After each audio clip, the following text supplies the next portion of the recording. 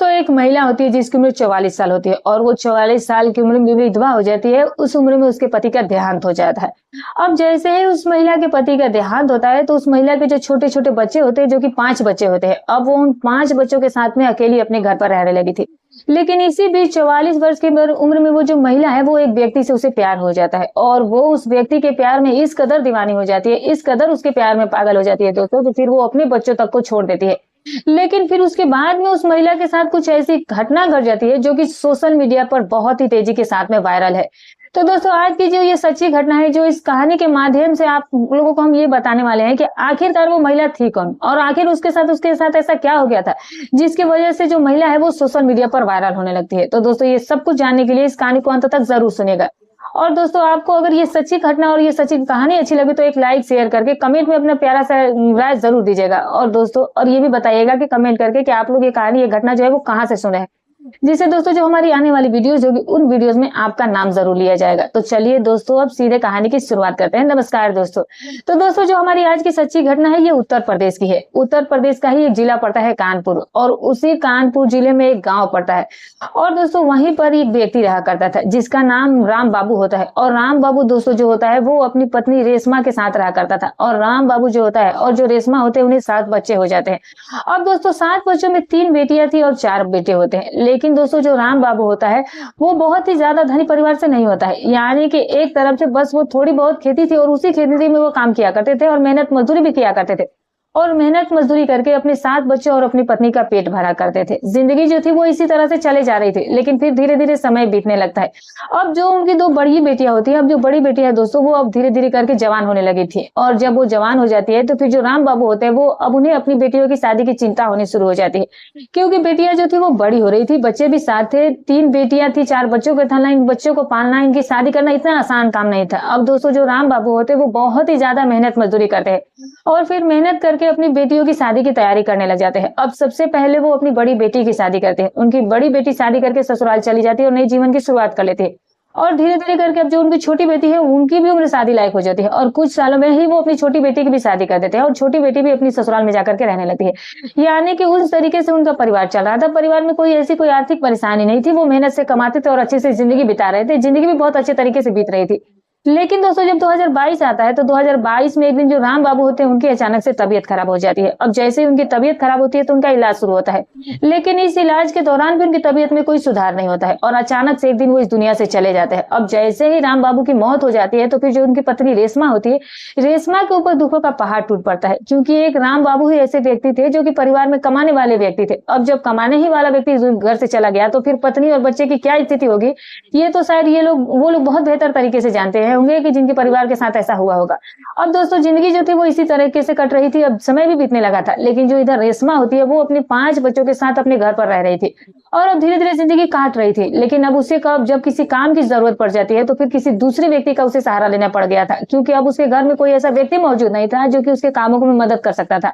अभी जो उसके बेटे हैं वो काफी छोटे थे। अब समय धीरे धीरे ऐसे ही बीत रहा था। लेकिन इसी बीच जो रेशमा होती है, जब रेशमा को किसी बाहर भीतर के काम की जरूरत पड़ती है तो फिर रेशमा जो है वो अपने ही गाँव यानी कि उसी गाँव में एक व्यक्ति रहता है जिसका नाम गोरेलाल होता है। अब गोरेलाल जो था दोस्तों उसी की अभी शादी नहीं हुई थी।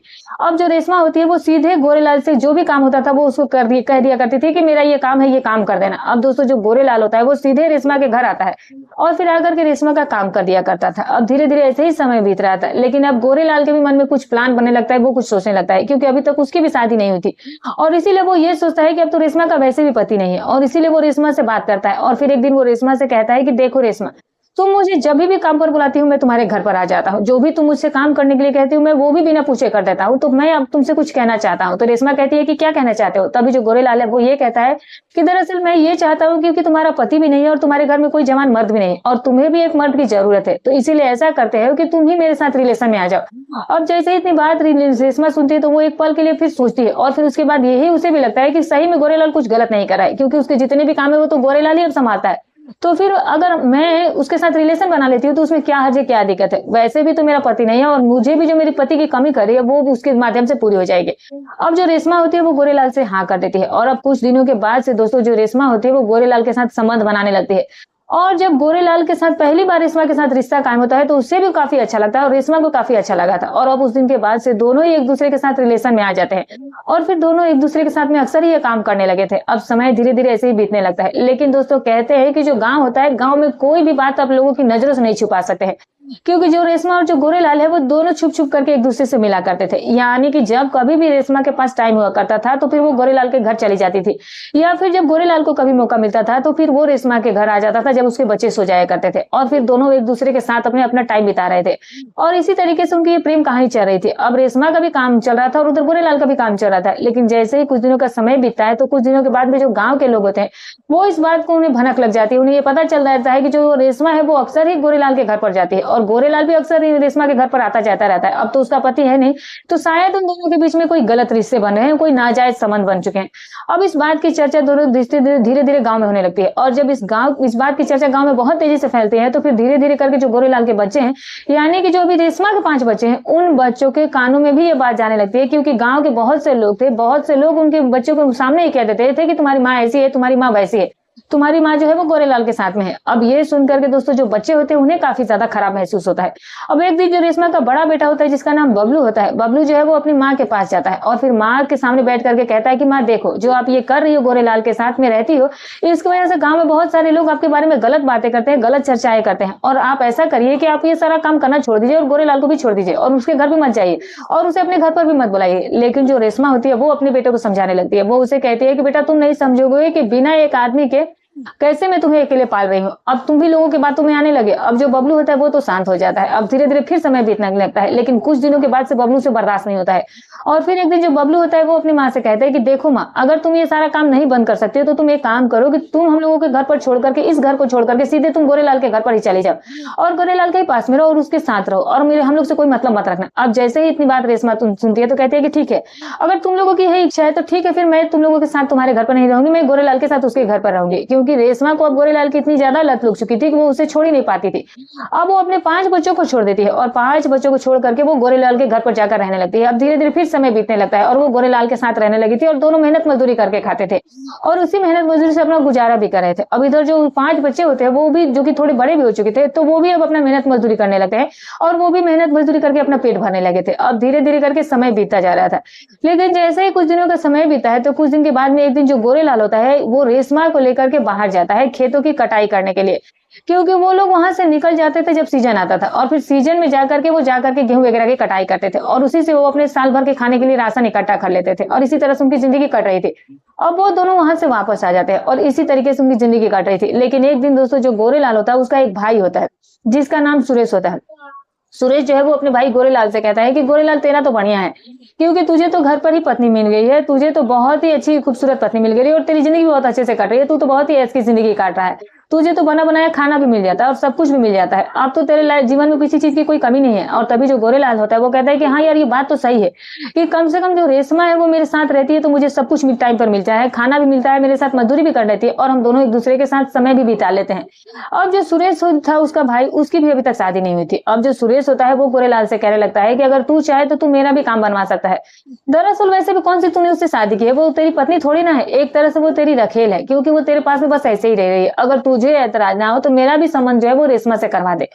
अब दोस्तों गोरेलाल कहता है कि ठीक है। अब शाम का वक्त होता है और शाम के वक्त जब गोरेलाल अपने घर पर जाता है और घर आकर के वो रेशमा से जब खाना वगैरह खाता है और फिर खाना खाने के बाद जब दोनों बैठते हैं और जब दोनों बिस्तर पर सोने के लिए लेते हैं तो फिर दोस्तों जैसे ही दोनों सोने के लिए बिस्तर पर जाते हैं तभी जो गोरेलाल होता है वो गोरेलाल रेशमा से कहता है कि रेशमा, मैं तुमसे एक बात कहना चाहता हूँ। तो रेशमा कहती है कि कहिए ना। तो गोरेलाल कहता है कि दरअसल मैं ये चाहता हूँ कि तुम जिस तरीके से मेरे साथ रिलेशन में रहती हो उसी तरीके से जो मेरा भाई सुरेश है उसके साथ भी वैसे ही रहो। अब जैसे इतनी बात रेशमा सुनती है तो रेशमा थोड़ा परेशान हो जाती है और वो गोरेलाल से नाराज हो जाती है। कहती है कि आपने मुझे क्या समझ रखा है, क्या मैं इसके लिए ही प्यार किया था, क्या इसीलिए मैंने आपको अपने बच्चों को छोड़कर तुम्हारे पास आई थी और तुम मुझे अब दूसरे के पास संबंध बनाने के लिए कह रहे हो? आखिर तुम ये कैसे व्यक्ति हो? अब जो गोरेलाल होता है वो कहता है कि देखो रेशमा, तुमने मुझसे थोड़ी ना कोई शादी की है और इसके बदले में मैं भी तुम्हारे घर का काम करता था और तुम मेरे पास इसीलिए रह गई, तो इसमें क्या बुराई है? अब जिस तरीके से तुम मेरे साथ सब कुछ करती हो, जब से मुझे देती हो, वैसे ही सुरेश के साथ भी तुम ऐसा करो। अब जो रेशमा होती है दोस्तों वो इस बात के लिए तैयार नहीं होती है, वो इस चीज को करने के लिए तैयार रहती है। और तभी जो एक दिन गोरेलाल होता है वो अपने भाई सुरेश को लेकर के अपने घर पर आ जाता है और रात का वक्त होता है और रात के वक्त दोनों जो है वो रेशमा के साथ संबंध बनाने की कोशिश कर रहे होते हैं और दोनों जो है वो रेशमा के साथ जबरदस्ती करते भी है और फिर ये सारा काम कर लेते हैं। और जब रेशमा इस बात पर ऐतराज करती है और कहती है कि वो पुलिस स्टेशन जाएगी और पुलिस स्टेशन में जाकर के वो मुकदमा दर्ज कराई देगी कि किस तरीके से दोनों भाइयों ने उसके साथ गलत काम किया है। और तभी जो गोरेलाल और सुरेश होते हैं वो डर जाते हैं और फिर डरने के बाद वो ये सोचने लग जाते हैं कि कहीं ऐसा ना हो कि रेशमा जाकर के पुलिस स्टेशन में ये सारी बात बता दे। और इसी डर की वजह से वो लोग सारा कुछ करने के बाद उसका गला दबा करके उसकी हत्या कर देते हैं। अब हत्या करने के बाद उसकी डेड बॉडी को जंगल में ले जाकर के कहीं छुपा देते हैं। अब धीरे धीरे समय बीतने लगा था और इस बात की जानकारी फिलहाल किसी को गांव में नहीं थी। अब इधर जो रेशमा का बेटा बबलू है, जब वो कई दिनों से ये देखता है कि उसकी मां नहीं दिखाई दे रही है, तभी वो थोड़ा परेशान होने लगता है। और जब परेशान होने लगता है तो फिर एक दिन उसकी मुलाकात जो है वो गोरेलाल से होती है। और जब उसकी मुलाकात गोरेलाल से होती है तो वो गोरेलाल से पूछता है कि अंकल, जो मेरी माँ है वो कई दिनों से दिखाई नहीं दे रही है, वो कहाँ पर गई है। अब दोस्तों जो गोरेलाल होता है वो ये कहने लगता है कि दरअसल जो तुम्हारी माँ है वो इटावा में है, क्योंकि गेहूं की कटाई चल रही है और इसीलिए वो गेहूं की कटाई करने के लिए वहां पर गई है। अब जैसे ही ये काम खत्म हुआ तो वो वापस लौट कर आ जाएगी। अब जो बबलू होता है वो भी यही सोचता है कि ठीक है, वैसे उसे ज्यादा मतलब नहीं था क्योंकि बस वो देखे नहीं था, इसलिए बात आई गई हो जाती है और समय बीतने लगता है। लेकिन फिर जैसे ही कुछ और दिनों का वक्त बीता है, नवंबर 2025 आ जाता है और नवंबर 2025 में दोस्तों जो बबलू होता है उस बबलू के परिवार में एक शादी होती है और जो निमंत्रण जो होता है वो रेशमा को भी दिया जाता है और गांव के भी सारे लोगों को दिया जाता है। अब उस शादी में सारे लोग गांव के आते हैं लेकिन सिर्फ एक रेशमा नहीं आते। अब कोई इस बात पर ध्यान भी नहीं देता है कि आखिरकार रेशमा क्यों नहीं आई। और फिर धीरे धीरे समय कुछ दिन बीता है और फिर एक दिन शाम का वक्त होता है और गोरेलाल बैठकर शराब पी रहा होता है। उसी वक्त जब बबलू होता है वो गोरेलाल के पास से निकलता है तो ये देखता है कि गोरेलाल जो कि शराब के नशे में धूत है और शराब पिए जा रहा है। तो वो गोरेलाल के पास जाता है और कहता है कि अंकल, आप इतना ज्यादा शराब पीते हैं, इतना ज्यादा शराब पीना नहीं पीनी चाहिए वरना आप बीमार पड़ जाएंगे। लेकिन जैसे ही इतनी बात बबलू कहता है तो गोरेलाल को गुस्सा आ जाता है और गोरेलाल बबलू से कहता है कि देखो, तुम ज्यादा ही मुझे समझाने की कोशिश मत करो, जिस तरीके से मैंने तुम्हारी माँ को मारकर फेंक दिया वैसे ही तुम्हें भी मारकर एक दिन फेंक दूंगा। अब जैसे ही इतनी बात बबलू सुनता है तो बबलू परेशान हो जाता है और फिर सीधा वो पुलिस के पास फोन कर देता है और मौके पर पुलिस पहुंच भी जाती है और देखती है कि वो शराब के नशे में और उधर बबलू है। और बबलू को वो समझाते हैं और गोरेलाल को वहां से डांट करके भगा दिया जाता है और ये बात भी उस दिन के बाद में खत्म हो जाती है और धीरे धीरे फिर समय बीतने लगता है। लेकिन बबलू जो है वो ये सोचने लग जाता है कि आखिरकार उसकी माँ जो है वो उसे काफी देर से दिखाई क्यों नहीं दे रही, आखिर वो गई तो गई कहाँ। गोरेलाल तो ये कह रहा था कि उसने मेरी माँ को मारकर फेंक दिया है, तो कहीं ऐसा तो नहीं है कि उस सच में उसने मेरी माँ के साथ कुछ कर दिया हो। अब 5 जनवरी 2026 आ जाता है और 5 जनवरी 2026 के दिन दोस्तों जो बबलू होता है वो एसपी ऑफिस जाता है और एसपी साहब के पास पहुंच करके उन्हें सारी कहानी बताता है कि दरअसल साहब मेरी माँ है जिसका नाम रेशमा है और जो कि गांव के एक व्यक्ति गोरेलाल के साथ रिलेशनशिप में रह रही थी और कई महीनों से वो फिलहाल मुझे दिखाई नहीं दे रही है।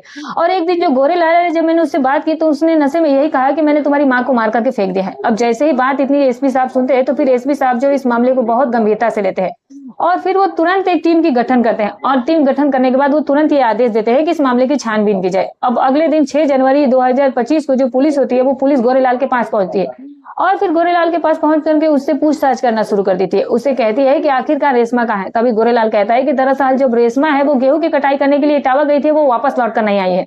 अब जैसे इतनी बात पुलिस सुनती है तो पुलिस गोरेलाल से कहती है कि वापस क्यों नहीं आई है, ये जानकारी तो तुम्हें होनी चाहिए थी। क्या गेहूं की कटाई पूरे सीजन चलती है, पूरे साल थोड़ी ना चलती है। अब जो पुलिस होती है वो गोरेलाल से सख्ती के साथ पूछताछ करने लगती है, उसे जब मारती है पीटती है दोस्तों और जब उसके साथ सख्ती बरतती है।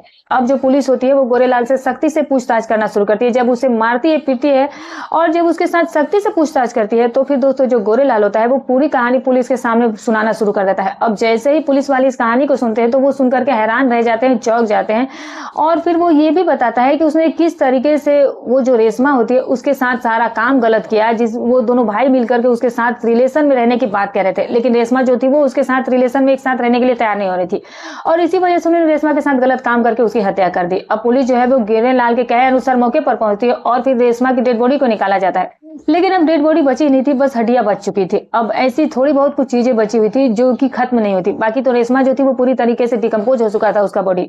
और अब गोरेलाल और सुरेश के ऊपर मुकदमा दर्ज किया जाता है और फिर उन दोनों को जेल भेज दिया जाता है। तो दोस्तों ये जो आज की कहानी, ये जो घटना है, इसको सुनाने का उद्देश्य किसी की भावनाओं को ठेस पहुंचाना है, ना ही किसी के दिल को आहत करना है। बस केवल दोस्तों आपको सतर्क करना है, आपको सजग करना है कि एक महिला जिसने अपने प्यार को पाने के लिए अपने 5 बच्चों तक उनके हाल पर छोड़ दिया था और वही प्यार जो था वो समय आने पर उसके साथ गलत काम करता है और फिर उसे मार कर दफना देता है। ताकि किसी को कुछ पता ना चल सके। सोचिए उनका कैसा प्यार रहा होगा। उस महिला ने तो सच्चा प्यार किया था, वो अपने बच्चे तक को छोड़ के गई थी। हालांकि उसने भी कहीं ना कहीं निर्णय जो था वो गलत ही लिया था। अगर उससे इतना ही उससे प्रेम था तो वो उसके साथ शादी कर सकती थी, अपने नए जीवन की शुरुआत कर सकती थी। लेकिन उसने भी जो रास्ता अपनाया कि बगैर शादी के वो उसके साथ जाकर के रहने लगी, आखिरकार जो उसका अंत निकला वो गलत ही निकला। इसलिए किसी भी रिश्ते में जाने से पहले बहुत अच्छी तरह से जांच परख ले। और इस तरह के रिश्ते दोस्तों जहां पर अवैध संबंध होते हैं तो जाहिर सी बात है ज्यादातर कहानियों का अंत जो है वो काफी ज्यादा खराब ही होता है। बहुत ही कम लोग होते होंगे जिनकी समझदारी से क्राइम नहीं होते ऐसे कहानियों में, ऐसे सिचुएशन में, वरना तो बहुत सारे लोग जो है वो क्राइम ही कर देते हैं और कहीं ना कहीं किसी ना किसी की जान चली जाती है। और ऐसा ही हुआ रेशमा के साथ। खैर अब रेशमा इस दुनिया में रही नहीं और अब गोरेलाल और उसका भाई सुरेश जो है वो अब पुलिस जेल उन्हें डाल चुकी है। अब चार्जशीट दायर कर दिया गया और बाकी अब उन्हें क्या सजा मिलती है अब ये तो भविष्य के घर में छुपा हुआ है। तो ये दोस्तों आप इस कहानी के बारे में क्या कहना चाहेंगे? सबसे बड़ी गिल्टी किसकी थी? कमेंट करके जरूर बताइएगा। तो फिर मिलूंगी कल एक और नई रोचक कहानी के साथ।